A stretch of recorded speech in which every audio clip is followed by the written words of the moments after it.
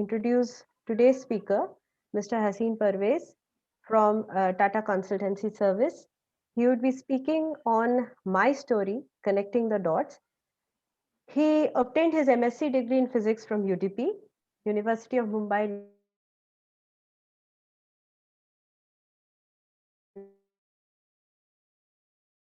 1990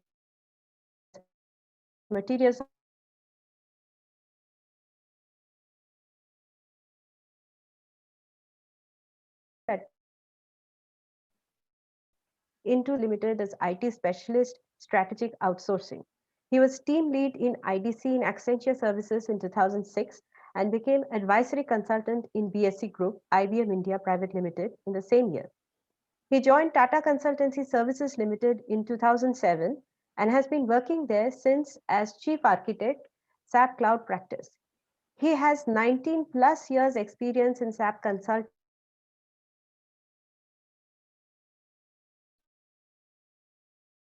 and products. His responsibilities included project review, project mentoring, competency development, solution architecture, and landscape design, OSDB migration project planning and consulting, hardware sizing and performance tuning for SAP NetWeaver technology, and managing SAP Solution Lab. As we can see from UDP, he has shifted to IT, and I'm sure we will have a wonderful talk today knowing about all these things, particularly for students. I think it will be a great talk for knowing their future, what they can do later from our valued alumni. Thank you, sir, for joining us. The stage is yours now. You can begin your talk. Thank you. Thanks a lot, Ritika.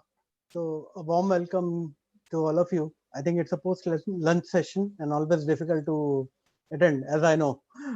People tend to fall asleep. I'll try to keep you awake, tell you something very interesting which I've been doing, and try to limit myself not jumping too much into the technology. I think I should be able to cover this in another 40 minutes or so. So I'm okay with taking any of your questions that you have as we go along. Don't have to hold on till the end. Either you post in the chat window or raise a hand, whatever has been the tradition so far. I'm okay to take the questions. So very quickly, let me start sharing my presentation. Let me know when you are able to see. Uh,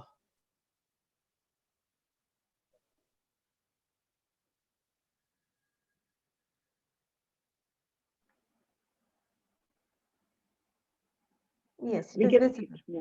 Fantastic. So, so let me ask you this question first. What does it strike to you when we say connecting dots? So if anyone has gone through YouTube or Google search for it, it will immediately show you the first searches of Steve Jobs. So why Steve Jobs? I'm bringing up the name here. He has been, as all of you know, one of the biggest innovators of our time. Whether you call it the iPod or the iPhone, or the MacBooks, which have become the trend. At one point of time, Apple was the most valued brand and one of the fastest growing organization of all times. So, in a story for one of the colleges which he had attended, he had talked about this connecting the dots. So, what he was trying to tell is when we move along in the life, there are some things which we do, and at that point of time in our career, it doesn't make sense, and as we move later on, suddenly they fall into their places, and you find that what you have learned or what you have done in past is now helping you to make your future. So I'm sure all of you have gone through that experience some way or the other. And his example there was of he had learned about calligraphy, and calligraphy had greatly helped him design the fonts which he used in his computers very much. So here I'm trying to tell you my story of connecting the dots. Yes, no way I'm trying to equate myself with Steve Jobs. Otherwise, I would have been pretty famous by now. Okay. Uh, so when you see this presentation, well, on the very left hand side corner is something what I have written is years I will never forget. So this is a small anecdote. which even my guide teacher Kothari sir didn't know till yesterday when I was talking very briefly to him. The year was 1984, the year much before I had joined the campus. I was still a student in the school, and I was a part of NCC, Naval Wing, and we had been called to the Kalina campus for planting trees. So I was fortunate enough to get a chance to plant a tree right at the turning point of Ranade Bhavan, the road which leads towards the examination house. So if you happen to see a people tree standing out there, that is the one which I had planted. So that 84 was the year when I was first time into the campus, and the awe that it filled me with was amazing. And to myself, I had told that day that this is a place one should study. It is not just a university, it is not just an institute, not just a set of buildings. I found it to be like a temple of education, and wanted to be a disciple there sometime in future. Um, in 1993, when I passed out from my BSc, that is the first time I had reached to the campus to apply for my MSc in physics. I desperately tried to get into MSc by papers that time, but unfortunately, though after scoring a first class, it was still not enough. But I didn't give up my hopes, and that is when I met Kothari sir, and he was ready to take me as MSc by research student, and I started my career of MSc there. I passed out in 1997. And in fact, to tell you that year 1993, why I remember it is it was a kind of a jubilation for me when I got the letter that you have been selected for MSc by research. And I put a lot of heart and soul in all that 3.5 years when I worked for my MSc. And in 97, there was a campus interview with Tata Motors, and I got selected. And the same year, I had completed my MSc also. So now, this was something what I had learned in my MSc by research. A lot of people I had seen had dropped out when they didn't get MSc by papers. They didn't want to do MSc by research. They found it to be long, strenuous path, not very clear about the future, what they're going to do. But as I embarked on that journey, I learned a lot about how do we do the experiments, how do we do the research, how do we analyze the data in our experimental works, how do we write a thesis. And when I have come to a job in manufacturing and IT consulting, I found all those skills which I have learned along with physics have proved invaluable to me. Today, I am doing problem solving, I am doing consulting, I am doing project management, I do the architecture, but without the understanding of how to analyze my data, how to see the experiments, how to do the research of the IT papers, what they talk about. There's a lot of jargon around the IT world, and each software company has its own way and portfolios of products. So yeah, yeah. And the last but not the least, the year 2000 is where I started my career in SAP. So it's been almost 20 years now since I've spent working in the field of SAP. And yeah, there are some years which I don't want to remember as 2020, for it has I'm pretty sure a lot of us don't want to remember 2020. I, for two reasons, because I lost my father this year, and I saw what havoc pandemic can create. So let me start with a small story. I don't know if many of you know about this Battle of Britain. It's a very famous World War II incident which happened in 1940. Is when accidentally one of the Germany's bombers had bombed London, and Churchill absolutely lost control and started bombing Germany in a retaliation. That is where Germany full-fledged entered into the war with Britain, sending its Messerschmitt fighters to bomb the Britain. And the incident is particularly important because the fighter crafts which Germany was using, Messerschmitt, they were absolutely superior to what Britain had at that point of time. They were large in numbers, their engine powers were far better, they could go at a faster speed, they could go at higher altitudes, they were more maneuverable, they had a better ammunition. Just to give you a comparison, this is a one-on-one comparison of the ammunition they carried. So you can see what Spitfire was carrying was a pea shooter, like in front of the the the the artillery which the Germans were using. And Germany, not weeks, not months, Germany was thinking they will win the war in days. And that is what the message was given to Hitler. And the war started, and we all know the history. Britain was successful in defeating Germany in this Battle of Britain. How did it happen? It was with so much of superiority that Germany had, still they could not beat Britain. The reason was the technology and the communication. These two are very important aspects, and it will touch all of us, irrespective of the field we are working in. Technology, Britain had a radar system which could detect very early the aircraft that were approaching Britain, and it could prepare itself. Germany initially had invested in radar technology, and they had some superior technological work going on also, but the leadership in their military didn't believe in that, and that is where they discarded. Britain always believed in the technology, and we remember the finest example is of Alan Turing. And if you have not watched that movie, please do watch it. Uh, and the other was communication. Britain had set up a war room where all the Army, Navy, Air Force chiefs used to get together, and they, on a single drawing board, they were working out the plans and the strategy of how to handle each and every attack. And they were able to blunt the attacks that were coming from Germany. And the result is right in front of us.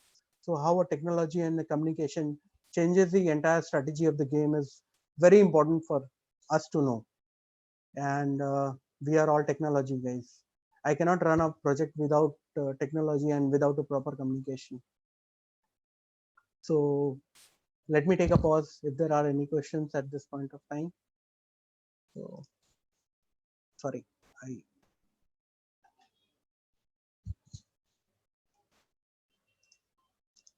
should I go ahead? Yeah. So now we are talking about the field of SAP. So SAP it started off as a small company in the early 90s, and it was called System Application and Products in Data Processing. That is why it has the acronym of SAP, and people generally misquote as at SAP. It started off with a small financial package which IBM wanted. IBM didn't want to develop it in house, but they wanted it to be outsourced. And that is where this small company in the Germany, the people who were working on this were ex IBM employees. And they said, yes, we'll come out with a product which will take care of your financial systems. And they developed a suite of products for finance, which later on got expanded to a lot of other areas. Now, to give you a perspective of what it is, uh, please don't get confused by so many colors and so many blogs that are happening. I'll give you my simple example. When I started my career in Tata Motors, that is Telco, Jamshedpur, that time they didn't have this SAP ERP product. What they had was a material management system, which was managing the procurement of the material right up to the final billing. And then this system did a handshake with the finance system where the entire payment processing used to happen. There was an entirely different sales and distribution system. All the systems were in bits and pieces, all separate, running differently. There was a system to manage the travels, there was a system to manage sales, there was a system to manage the production, there was a system to manage the HR, and there was a system to manage the finance. And every month end, for 1 week, the systems were not available. Why? Because if the management wants a report of how much money has come into the company, how much has gone out, what is the profit I have made, whom I am owing the money, how do I prepare my balance sheet, all this data has to be consolidated from all those little scattered systems. And I'm not going to even talk about the data leak that has happened. And then for 1 week, everyone is sitting with the system trying to consolidate, and you can imagine how much of an effort and time is wasted. And we people sitting in the materials department used to be helpless. Our suppliers are coming, our payments are not happening, and for everyone we are saying this is a month closing, 1 week, we don't have the system, please come after the period closing at the start of the next month, then we'll talk about it. Now you can understand how difficult it becomes. The management is not getting the report, the work is stopped. And yeah, these were old days, 25, 30 years ago. So with the invention of these ERP systems, SAP is one of the company. There were many others, JD Edward, PeopleSoft, Ban. They eventually had their own life cycle. They couldn't survive. SAP is the one that has survived and thrived. And what SAP did is it integrated in all this into one. So all this happened into one system, and that is called Business Suite. So, so main primary system is the ERP system, and that connects with the data warehousing system, that connects with the integration of all the other bank payments, for example, the other suppliers who are raising their invoices. It integrates with everything. So it becomes like a central heart system which is taking care of all the IT needs. And that is why SAP ERP and its business suite has survived, not just survived and thrived in the ecosystem of IT. And I still remember when I started working in SAP, I used to take 15, 20 minutes to people to explain that what do I work in. But today when I talk to IT people or a lot of even other domain people, they immediately catch up, oh, you are in SAP. So that is the difference that you see in last 20, 25 years has happened with SAP. Any questions?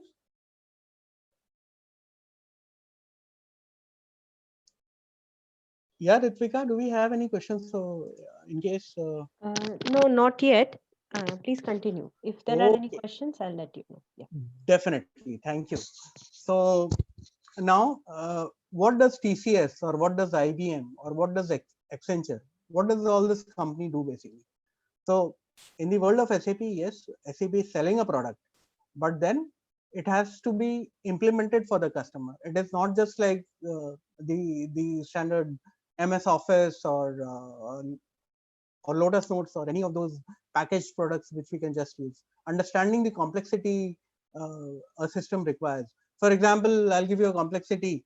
Until 2017, we didn't have the GST. Now GST is there. Now all the ERP or all the finance systems and the material system have to take care of the GST, right?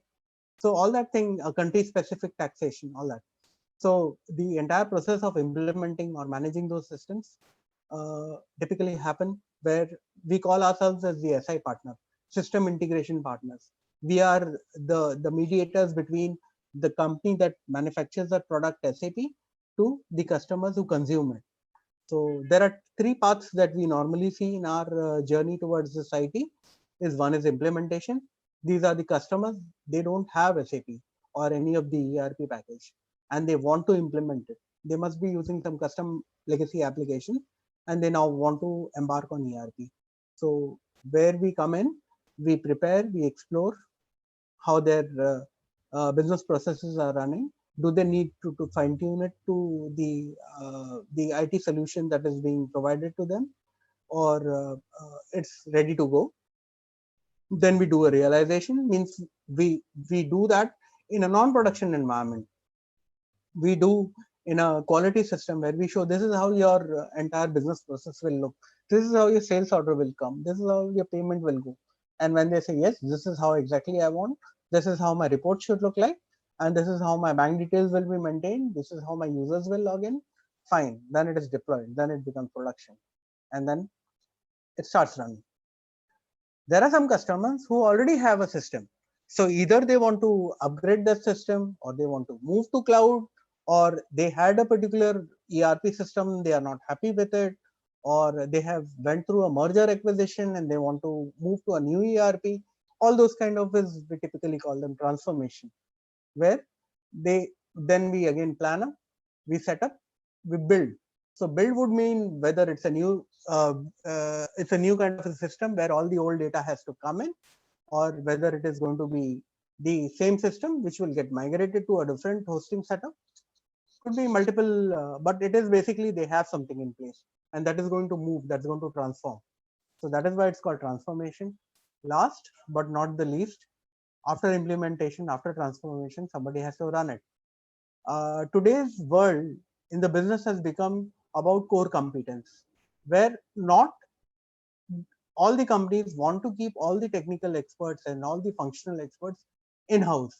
Why? It becomes expensive to manage, it becomes difficult to retain the resources, and they have a lot of overhead. They would like to give it to a company which is more experienced, uh, and they have the competency to manage that application. And for a fixed price, they get all the service level agreements, the contracts to manage the entire system, to run the system, whether it is a short term for a couple of years or whether it is a long term for 10 years. And then they do the entire thing of administration, performance monitoring, then change management, then giving the daily reports, then incident management. Then there is a software, it will run, it will require an upgrade, it will require some patches that are coming in, whether it is security, whether it is software, whether it is a bug, whether a version has changed. All that will come in software lifecycle management. So that is pretty much what we do. Now, as we talked about transformation, so transformation here I'll specifically talk about. Now the buzzword is cloud. Everyone is talking about cloud. I'm pretty sure all of you have heard about it. So now why the buzzword is about so much about cloud? So let me give you some historical background. When I was in Tata Motors, that time they had their own data center. They had a data center in Jamshedpur, they had a data center in Pune, and they had a data center in Thane and other places also. And as an anecdote, yeah, one of the data centers in Lucknow during a worker riot, they had burned down the data center also. So yeah, so now companies are looking at why do I manage a data center? Because data center managing is not so easy. I have to have a floor space. I have to ensure its power supply, uninterrupted power supply. I have to ensure that cooling systems are proper. My network connectivity is proper. Then I have to buy the hardware. Buy the hardware means I have to forecast for my future plans, future capacity, and based on that, I need to buy a hardware. So tomorrow, if I buy a hardware which suddenly requires a capacity upgrade of 10 times, then that hardware is wasted. I have to buy a new hardware because no hardware will upscale to 10 times, which we in the cloud world say hyperscalability. So hyperscalability will not happen. Maybe if you have a hardware and want to upgrade by 10%, 15%, maybe it may have some room and capacity to upgrade CPU memory, like we do it in the desktop all the time. But no, not definitely 10 times or 20 times. And suppose I had forecasted or pre-committed that I'll have a huge capacity, and suddenly I find only I'm using 10% of that. What does it mean is that I wasted company's money. 90% of my money is wasted. I'm not consuming. And considering the depreciation the hardware has, within 3-4 years, the hardware is obsolete. So it's a huge cost, and people are very cognizant to that now. So that is why the concept of cloud computing came. So one, the basic uh, 5 tenets you see of cloud computing, why they have come is one, it is on demand. That means you are not placing an order and getting a hardware from the manufacturer, which will take at least 6 to 8 weeks from the time the order has been placed. That means you cannot do anything for the next 12 weeks minimum before you can really start using the hardware. A cloud, if you have the contract in place, you will get the hardware, the provision system in less than 24 hours, and your application is up and running. So this is what on demand has changed. So on demand, I still remember in IBM when the first time the concept came up. So on demand is very close to what you see for electricity. When you enter a house, you just want to switch on the lights and you expect the light will turn on. So that electricity that you have is on demand. Phone, the moment you switch on the network, you are having it, and you pay as you use the consumption, whether it is for the talk time, whether it is for the data that you upload or download, and things like that. That is what is on demand. The other more important thing is the connectivity. The cloud gives a phenomenal connectivity. I don't have to worry whether my users are going to sit in Australia or whether they're going to sit in Canada. I can ensure that they have a connectivity, and I don't need to build my network on that. Resource pooling. As I mentioned earlier, in cloud, I have the advantage. I don't have to buy the entire hardware. I'll pay only for the number of CPUs or the vCPUs that I consume the memory that I consume, the storage that I consume. I don't have to worry about the underlying hardware that is going in that. And I can always share it because the physically hardware in the cloud is shared. Security features, yes, that is a very pertinent question, but yes, the cloud takes care of that. The VM level of virtualization, virtual machine level, it takes care of the security so that the data is separated of all the customers. Elasticity, as I told you, suddenly today I have two companies. There's a merger acquisition and I have acquired four companies. So my IT requirements will also go up. My computation requirement will go up. So cloud, I can do it in less than few hours, and I'll have my upskill capacity. Uh, the last is metered. I will pay only for what I consume. I'm not paying for the entire setup. So these are the levers which has really propelled cloud computing into a different dimension altogether. And now you see all kind of applications moving to cloud. ERP was the most complex, and it took the longest to move. Like for example, Office 365 was very easily moved, and we have always been using Hotmail, Gmail, Yahoo Mail. So in a way, yes, cloud was there, but now it's come up to the application level to to corporate level, I would say. There are three models of cloud service that you have. One is called infrastructure as a service, popularly in our field known as IaaS. Then platform as a service, PaaS, and software as a service, SaaS. The terms look very confusing. In the IT world, we try to confuse people a lot because that is how we make money. Yeah. So, but in a very plain language, infrastructure means the company doesn't want any service from the cloud service provider. They only want the infrastructure, that is CPU, memory, storage, and they say the rest I will manage it. That is where typically IaaS comes in. And through the SI partners like TCS or Accenture or Capgemini or IBM, they manage the IaaS that they have taken. The next is the PaaS, where the customer says, hey guys, I don't want to own the burden of operating system and the database. Give me up to that. I will run my application, but up to the OS network and all, somebody take care of it. So that is what is PaaS solution. PaaS solution is offered by the cloud service providers. We commonly call them as CSPs, and also through the SI integration partners. They take care of it, and they accordingly charge it. So that the service is kind of this OS and the network and the database service and the license are all bundled together. It's only the application that the customer builds. There are some customers who are very small typically. They have a small business. They don't want to own anything. They just want to use the service and pay for it. Classic example I can say is what do you use? Gmail. Gmail is a SaaS service. Yes, it is free, but it's actually not free. The the alphabet as a company is making money in a different way. Facebook is, you can say, SaaS. So wherein you're just consuming as a service. So wherein you don't own the software, you don't own the hardware, you don't own the license of the software. It is only a subscription based. So whatever I subscribe for, I pay for that. So now, for example, if I'm to talk about SAP as a product, SaaS services will only come from SAP because fundamentally SAP will own and manage the licenses. So there are some SAP SaaS solutions like Ariba, SuccessFactor, Concur. You will hear a lot about them once you enter the IT domain. It is used for HR, for travel management, and for connecting with their supplier base, customer base, all that kind of a solution. Yeah. So moving on to the next level is we talked about cloud, we talked about infrastructure. Now this is something hardware sizing. Now I'm pretty sure everyone will ask me, now you're getting too technical at this point of time. No, I'm not getting technical.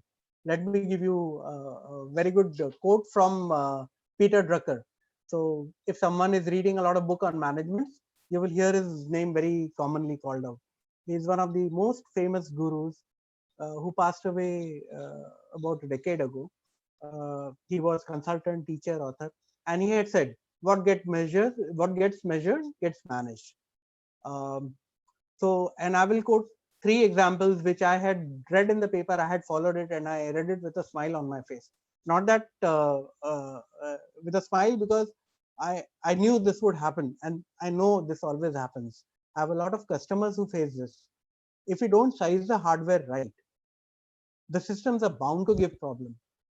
And many times this sizing as a factor is overlooked, because it is assumed, okay, I'll throw CPUs, I'll throw memory, I'll throw storage, it will run. There's a lot of more complexities in the CPU, memory, and storage, and how they all interplay in it. And the classic example is the CAT exam, which happened in 2009.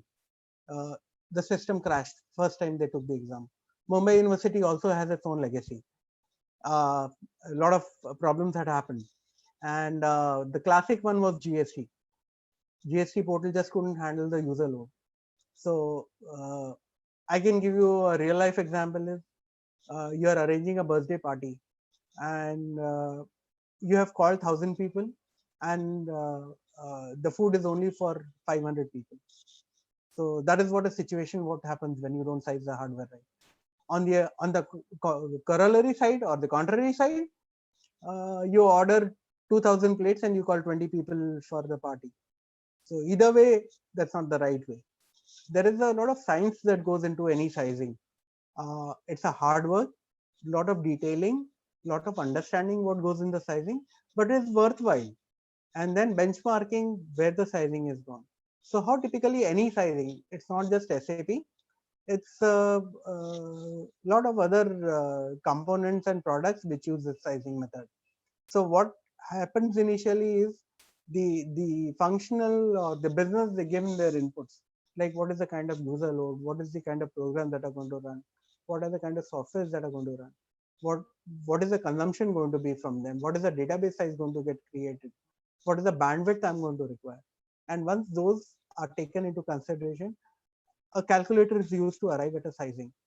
So SAP has its own way of doing a benchmarking, which is independent of CPU model. Because again, if you see, the CPU make and model will drastically change the performance. For example, the IBM CPUs will be different from the Ultra Spark of the erstwhile Sun, now the Oracle CPUs, or the HP manufactured Titanium CPUs, or the later generations, or the AMD processors, if you may call out, which is a very strong competitor for Intel as of now. So yeah, so that is where the benchmarking comes, so that we come to a right size, and then we implement, and then we see how it is behaving. So I size for 500, and then I see there's a plus minus a little deviation, then I appropriately upsize or downsize. Which clouds give me an advantage, but on site, yes, it is always a challenge. I'll have to factor in some additional whenever I'm doing the sizing. So let me take a pause here. I would like to know how it is going. So I need a course correction? Just a very simple, stupid question. My ignorance. What is the AA in IaaS, PaaS, and SaaS? Okay. Let me go back to that. So now the cloud service providers are giving three different kind of solutions for the customers. So when they say infrastructure as a service, they call it no. I understand that. Just the full form of these. Infrastructure as a service, platform as a service, software as a service. Okay. Okay, thank you. Absolutely. Double A was bothering me. Yeah, as a service. Okay, thank you. No, we try to complicate things. The more we complicate, the better it gets for us. Okay, so now the idea here is not to teach you about the architecture, but just to give you a bird's eye view of how complex it gets. And to tell you very frankly, even if you get 10% of what I'm talking, hats off to you guys. Because even today, after more than 20 years in this industry, I'm struggling to teach people who have spent 18 years in the industry. So if we have gone through any books in computation or computers, we would have heard this word very commonly, three-tier architecture. So what does three-tier architecture mean is there are three layers. So that means a single instance or a single server will not take care of everything. It is kind of a distributed environment. Why distribute? Because it will do a load sharing, and each one will do its own job independently. Plus, we can then design a solution where none of these systems will become a single point of failure, which is very important for the application to ensure their availability 24/7. For example, BSC. BSC cannot afford a server to go down. HDFC Bank, you have recently been reading in the news, the system failure is happening. That is not acceptable. So how do we do that? That is why we distribute the application so that the performance get distributed upon different server nodes. Uh, they There is a redundancy of the servers built in, and then they are distributed. So it starts with the database layer where all the content is residing, all the transactional data, master data, everything about the business is there. Then comes the application layer, which is basically the application, whatever is the application, for example, here SAP, which talks to the database, gets the data, and then does a service to all the users connected at the presentation layer. So this would be a very good example for this would be a hotel kitchen. So database is basically where your kitchen is, your chef is working, application layers are the waiters, and presentation layers are the people waiting at the table, waiting for the food to be served. On the right hand side, this is how SAP as an application looks. It starts with the hardware. A physical hardware will be there in cloud. We do a virtualization, but it has a hardware, underlying hardware. Then there is a network which connects all this hardware together. There is an operating system which ensures that all the hardware is able to talk to the upper layer and the machine language to the lower layer. Then comes the database, the heart and soul of any application, has all the data in it. And then comes the application. Here it was SAP application.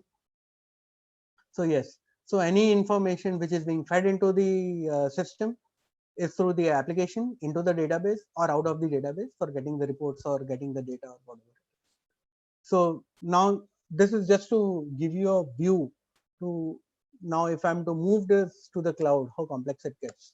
So I have to ensure that my data is there, my application is built on it.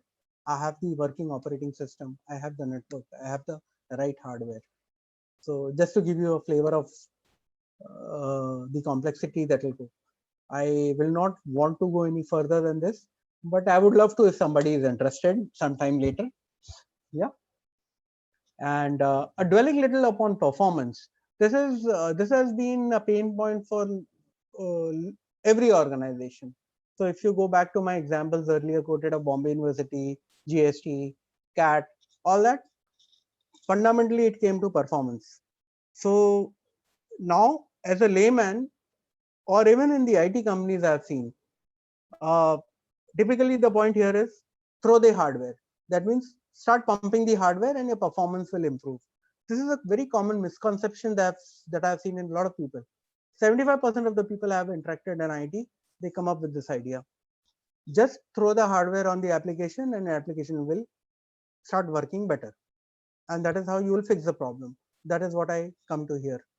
In fact, one of my US customers, that was Estee Lauder, they had asked me that in 6 months during the implementation, they had upped the hardware by 4 times. And the way they were going, the CIO told me, I'm looking at least 20%, 20 times the capacity of the hardware I have. And I don't think I have that kind of a fund. So please tell me if that is a real solution, which my team has been telling me. And then when I dug in deeper, I found no. They did pump hardware, but that was not solving the problem. So this is a chart representation. We call it the web representation, Spider's web. So to give you a little understanding of each. Now, if you see, there are 5 components different, which are contributing to performance. So one is coding. One is the tuning of the system. That means a wrong tuned system and a right tuned system. Then how the load is scheduled, and then tuning the application. And last, additional hardware. Now each has its own play if you see. So when it comes around all these 6 parameters. What is the expertise that you need? For example, to tune an application, you require a lot of expertise. Why? Because yes, you do a error in your tuning of the application, and suddenly the entire application will break down, and that is very important. um, Testing, yes, testing will be very high because you're changing the application, you will have to spend more time. And reach, yes, the application tuning may not have a reach beyond the application that you are using. For example, reach for hardware is maximum because yes, hardware will try to solve all the problems by just having more hardware. What is the other? The other is tuning the system. Is my OS parameters tuned? Is my memory sufficient? Or the memory parameters that I'm setting? Is my database parameters right? Is my application parameters? That is what I tune the system. Code optimization, for example. Code optimization has a high sustainability because once you tune the code, you don't need to look at it. Testing effort is also high because yes, every time you touch the code, you need to ensure it. Time investment is somewhere in between. So this is just to give you an idea, and I'm going to share this presentation so you can. And being from a physics background, I'm sure graph is everyone's baby. So everyone wants to loves to work on the graph. So you can look at it, the interpretation, how it goes about. And here the point is to the entire discussion was around that performance is not does not have a silver bullet. There's no silver bullet which will fix the performance. It has to have a holistic perspective. So with that, I move to what our world, which is very different from the academics, is what we see is the customer centricity. Here, the customer is very demanding. When they are giving the contract as a service to their IT partners, they expect they just don't manage the system. They are able to bring in the improvements in terms of give them a roadmap where the technology will be, because they primarily, as I told you, they don't have the core competency, so they don't know where it is going. For example, SAP has come up with a new in-memory database, HANA. So it is different from the conventional RDBMS. So if you read about it, it's a bit interesting. And if you know a little bit about RDBMS, you will like reading about it, though it has its own set of challenges. And yeah, in memory, obviously, but it has proven to be a boon to a lot of analytics and reporting people. That is why they want to see a roadmap where the product is going, where the technology is going, how the hardware is changing. Example, cloud migration has become a very important milestone in the roadmap. They want to see the new initiatives like IoT, artificial intelligence. IoT would mean Internet of Things. So classic example I can give you: today's car that you have. You have a dashboard which connects with your sound systems. It gives you an indication that your fuel is low. This is the mileage it is giving you. These many kilometers it will go before you need to tank up your fuel tank. So these are basically what you see is IoTs. So they are picking up from the sensors, the transducers, and they are analyzing the data and giving you some information. Now, some of this information you can connect it via chip to internet.